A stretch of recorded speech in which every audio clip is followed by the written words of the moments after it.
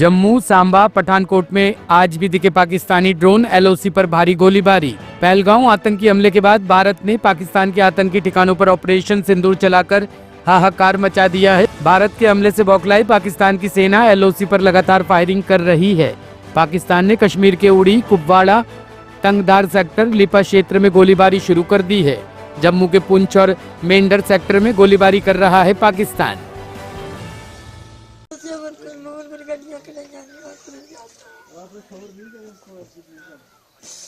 सारी मार गई या तुम्हारी ये जिन्हें कुदर जो कुदर लगा कोई पता नहीं।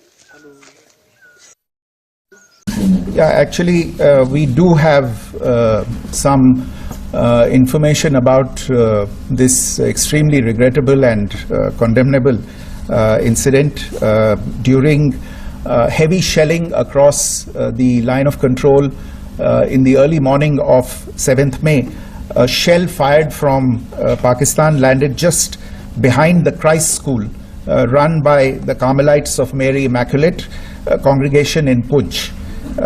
Tragically, the shell fired from Pakistan hit the home of 2 students of the Christ School. Both students unfortunately lost their lives and their parents were severely injured. Another Pakistani shell struck a Christian convent of nuns belonging to the congregation of the Mother of Carmel, damaging water tanks and destroying solar panel infrastructure. Several priests, nuns, school staff and local residents took refuge in an underground hall beneath the Christ School during the shelling by Pakistan. The school happened to be closed at the time, fortunately. Otherwise, more losses would have occurred. Again, we have seen the Pakistani side targeting and shelling places of worship with a particular design. This includes gurdwaras, these convents and temples. This is a new low even for Pakistan. Pakistani गोलीबारी में जम्मू कश्मीर के सीमावर्ती घरों और गुरुद्वारे की दीवार को नुकसान। जम्मू और कश्मीर के एक सीमावर्ती गांव में पाकिस्तान द्वारा मोर्टार और भारी कैलिबर तोपखाने का उपयोग करके बिना उकसावे की गोलीबारी के बाद कई घर और वाहन क्षतिग्रस्त हो गए। कल देर रात हुई गोलीबारी के कारण क्षेत्र में स्थित एक गुरुद्वारे की 4 दीवारी भी आंशिक रूप से क्षतिग्रस्त हो गई। 12:55 से लेकर तो 1 बजे के बीच की बात है। मैं जाग ही रहा था तो अब शैलिंग हो रही थी, तो हम बैठे थे बारी पोस्ट पर ही, तो वहाँ से शैल आके गिरा, धमाका हुआ बड़े जोर से। उसके स्प्लेंडर निकले हैं, जो ट्रैक्टर खड़ा था उसको भी नुकसान हुआ है। मेरी पर्सनल गाड़ी अपनी खड़ी है, इसका भी नुकसान हुआ है। काफ़ी पावरफुल था, काफ़ी बहुत तगड़ा ब्लास्ट था। हम एकदम लेट गए ज़मीन पर, बहुत नज़दीक था। काफ़ी दहशत फैल गई होगी। दहशत तो फैलती है जब ऐसे धमाका होता है, बहुत दहशत नहीं है।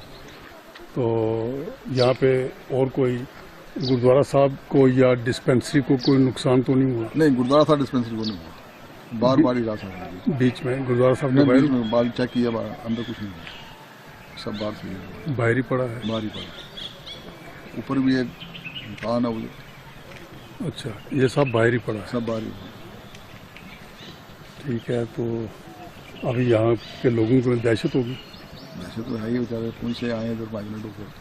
पुंछ सिटी से काफ़ी परिवार होकर इधर आए हैं, 10 परिवार तो रात तक थे। अभी भी लोग आ रहे हैं रहने के लिए। लोगों में डर का माहौल तो है ही है। शुक्रिया। पूरी दिल्ली में 40-50 सायरन लगाएगी सरकार। हवाई हमले के परीक्षण पर बोले मंत्री प्रवेश वर्मा। हवाई हमले के सायरन के परीक्षण के दौरान दिल्ली के मंत्री प्रवेश वर्मा भी मौके पर मौजूद थे। पत्रकारों से बात करते हुए वर्मा ने राष्ट्रीय राजधानी क्षेत्र में सरकार की तैयारियों पर जोर देते हुए कहा कि 1-2 दिनों में दिल्ली की ऊंची इमारतों पर इसी तरह के 40-50 सायरन लगाए जाएंगे। साथ ही उन्होंने कहा कि इन सायरनों की रेंज 8 किलोमीटर है। आज से दिल्ली में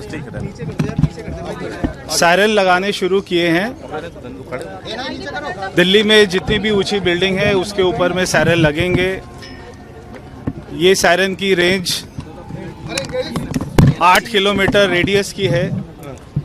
ऐसे दिल्ली में आज रात से ही 40 से 50 और सायरन हाई राइज बिल्डिंग में, ऊंची बिल्डिंगों में लगने शुरू होंगे और ऐसे आपातकाल की स्थिति में हम इसको चलाएंगे।